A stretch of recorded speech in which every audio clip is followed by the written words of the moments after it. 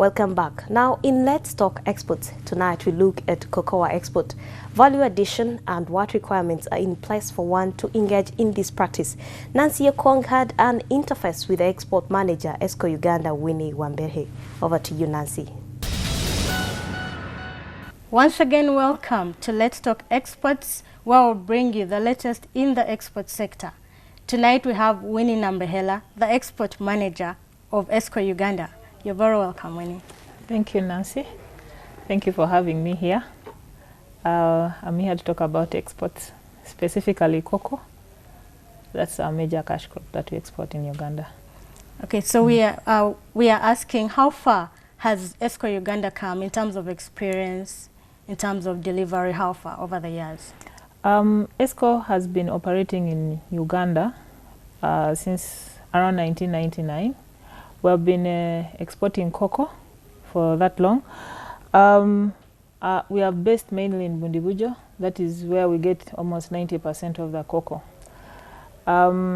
We started with about 1,000 tons.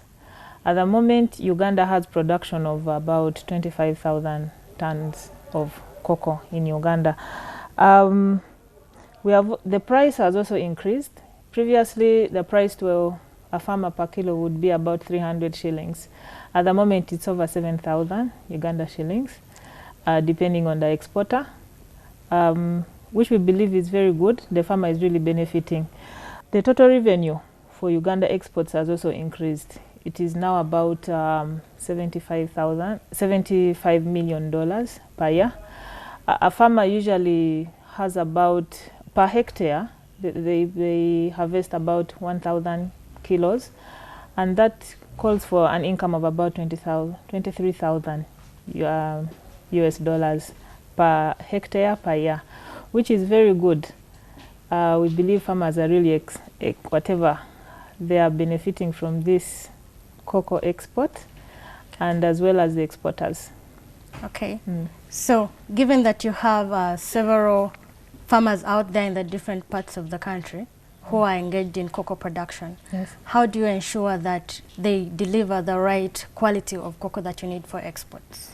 Cocoa quality, we look at mainly the temperatures. For the first of all, in areas where the cocoa is grown, there has to be the right amount of rainfall per year. We are looking at about 1,250 to 3,000 millimeters per year. That is the maximum. And minimum should be about 10 millimeters of rainfall per month. It should grow in areas that don't have strong winds because they will break down the trees. We also expect cocoa to grow in areas that have a good tree cover. You know, cocoa grows intercrops very well with trees that they require a lot of shade for the quality to come out very well. We also provide for quality to be improved as well. We encourage good agronomy practices. We provide good seedlings, good quality seedlings to farmers, and it is from these good quality seedlings that the good cocoa will come out as well. It will be harvested. We also encourage for good quality products to come out. We encourage good post-harvesting practices. We encourage fermentation, which is up to about, depending on the grade, we encourage farmers to ferment their cocoa for up to 5 days before taking it to sun drying to prevent that mold in the cocoa, to encourage good quality. We also encourage good storage. It should be in areas that are not very damp, and also proper packaging for the cocoa. When you do all that, we expect a good quality crop. We also encourage farmers to put aside some bit of land to plant crops, such that they don't hurry up to harvest the pods and trying to get money to buy food because they don't have, you know, cocoa doesn't intercrop very well with the food crops. So you will find farmers trying to harvest the pods very fast before they are well matured. That will prevent them from getting a good price for it. So the government has been talking about value addition. Would you say that what you said previously regarding how you can export what is being done in the cocoa sector, does that answer the question of value addition?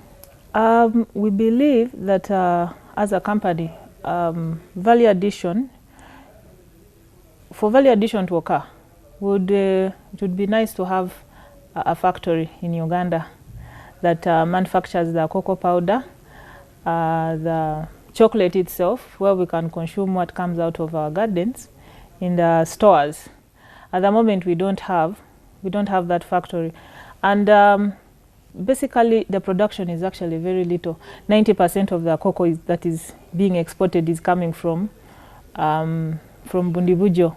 We have tried to take an initiative as a company to expand cocoa production in areas of Hoima, Mayuge, Chivale, where we provide, we have established our presence there, small offices there and buying centers, and we provide the farmers with good agricultural practices. We have field officers that go to the field to teach farmers on how to grow the cocoa. We provide them with seedlings, proper seedlings that will provide good quality. Value addition, we believe, will occur if we increase actually the production. You know, most of the cocoa right now is being exported 100%, and the production that is coming there will be swallowed by the factory. So if government came in and encouraged, looked at cocoa as a cash crop. At the moment, you look at the government only talks about coffee, about cotton, which has more like phased out. So if it put coffee and cocoa at par and encouraged the way the coffee is being encouraged to grow, just like cocoa should also be brought in, because it actually provides a good price compared to when you look like to products like maize, among other cash crops that we study or we look at in the market at the moment. We believe that value addition will occur. We are not yet there, but if government came in and provided us with support, we should be able to add value to our cocoa. But at the moment, we're exporting only the beans as they are. So with our viewers would want to find out what does it take to export cocoa? What requirements are there? One of the major requirements that I've already talked about is focusing on quality. Quality is the issue. Previously, the demand for Uganda cocoa was actually very low because the farmers were not fermenting the cocoa very well. But with the continuous education, they are fermenting the cocoa very well, and actually the mold. The problem before was the mold. So the mold has actually reduced, and this has improved the quality. One of the areas that you look at when you're exporting cocoa is following the international rules. We subscribe to, anyone can go to Google and look at Federation for Cocoa Commerce.